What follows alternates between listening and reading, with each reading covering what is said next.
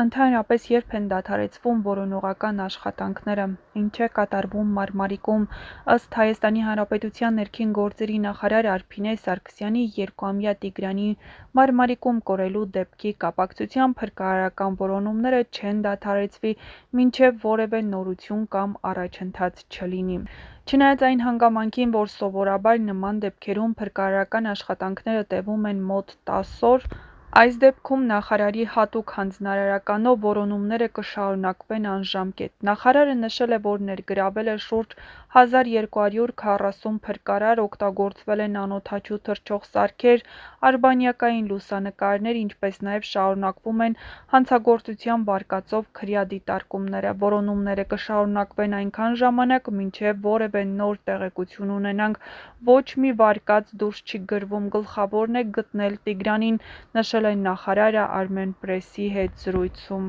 Նախարարը վստահեցրել է, երբ ստացել են ահազանգն անմիջապես թե փրկարարական, թե ոստիկանական աշխատանքները սկսվել են։ Մենք երկու ուղղությամբ ենք պատկերացրել աշխատանքը, հաշվի առնելով փոքրիկի տարիքը։ Այս տրամաբանության մեջ կարող էինք լինել մի շարք վարկածներ։ Փրկարար ծառայությունը սկսել է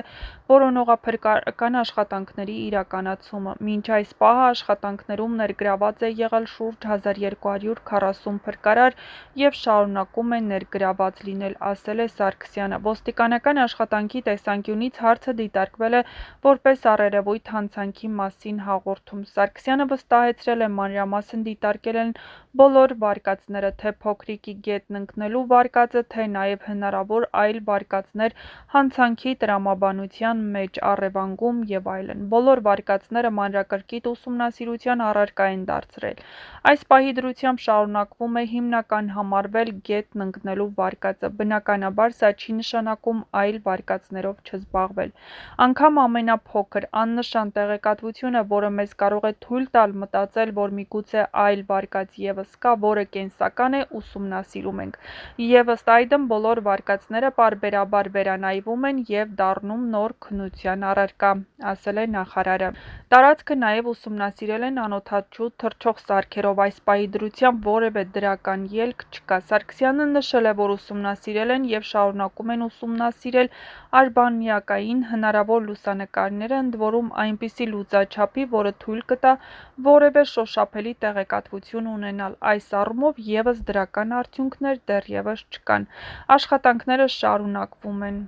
Երկու շաբաթից ավել է անցել այն ճակատագրական օրից, երբ Մարմարիկ գյուղում անհետացել է երկուամյա Տիգրան Պետրոսյանը։ Ամեն րոպեն դառնում է ծանր, ամեն լուր անհանգստացնող, իսկ ամեն լռություն ցավալի ու բարկացնող։ Սակայն մի բան հաստատ է, որոնումները չեն դադարեցվել և ըստ Հայաստանի Հանրապետության ներքին գործերի նախարար Արփինե Սարգսյանի չեն էլ դադարեցվի այնքան ժամանակ, քանի դեռ որևէ հստակ նորություն կամ արդյունք չկա։ Որպես կանոն, որոնողափրկարարական աշխատանքները Հայաստանի փրկարար ծառայության պրակտիկայում տևում է մինչև 10 օր։ Սակայն այս դեպքն այն բացառիկներից է, երբ նախարարի հստակ հանձնարարությամբ որոշվել է չսահմանափակել որոնումների ժամկետը, ինչպես ընդգծել է նախարարը, սա միայն վարչական արձագանք չէ, այլ մարդկային պարտք, պետության պատասխանատվություն և ընդհանուր ցավ։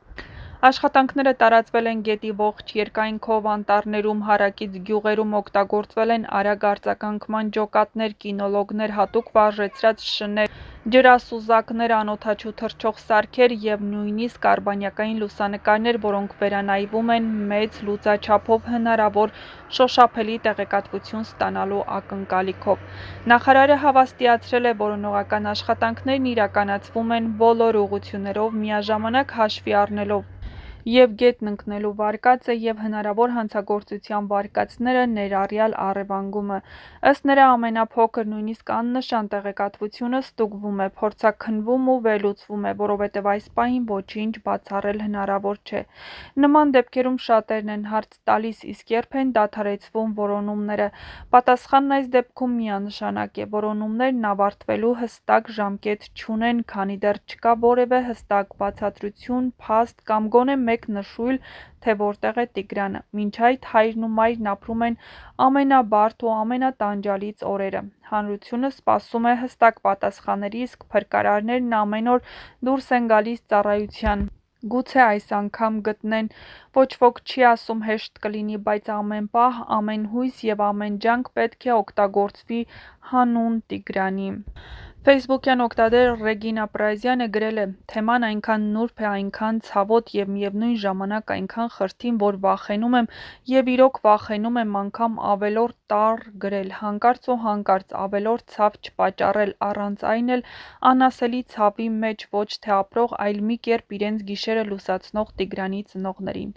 Բայց այս ամենին զուգահեռ կա մի այլ իրականություն, որը ունակ չեմ հասկանալու, թե ինչու է աչքաթող արված իրավապահ համակարգի կողմից։ Էքստրասենսի անվան տակ քողարկված էքստրեմ սեքսի արժանի ինչ-որ չարորակ գոյացություն էր անմեղ երեխայի անվան տակ իրենց ծավալած անընդունելի գործունեությունը PR-եցին, բազմահազար լայքեր, ծափեր, մեկնաբանություններ ու վստահ եմ նաև մի շարք ոչ խելք ու ոչ էլ մեղք ունեցող անձանց կողմից գումարների մեծ հոսք, որ իրենց ճակատագրերն էլ քրքրեն տեսնեն տալը, երբ կմահանաս, կեսուրը երբ կգնա մյուս տղայի հետ ապրելու, հարսը երբ կհղիանա ու նմանատիպ զավեշտալի հարցադրումներով փողաբեր տափակություններ։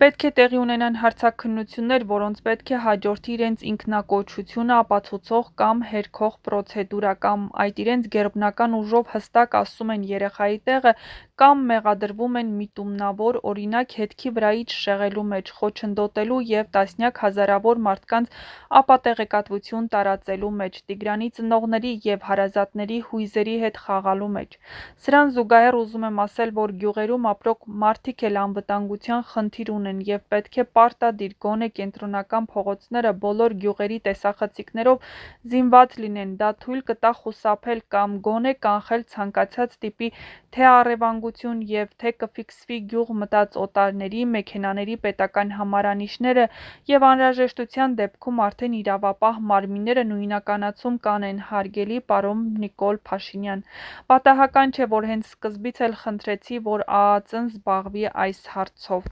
Գյուղերում պարբերաբար առևտրականներ են շրջում, միշտ ավելի լավ ապրող, քան գյուղացին, օրինակ ապրանքի փոխանակում են իրականացնում կարտոֆիլի, կաղամբի հետ, հետո դա վերավաճառում Երևանում, նրանց սովորաբար ջերմ ու պատվով են ընդունում գյուղացիները և սուրճ հյուրասիրում իրենց դարդ ու ցավով կիսվում։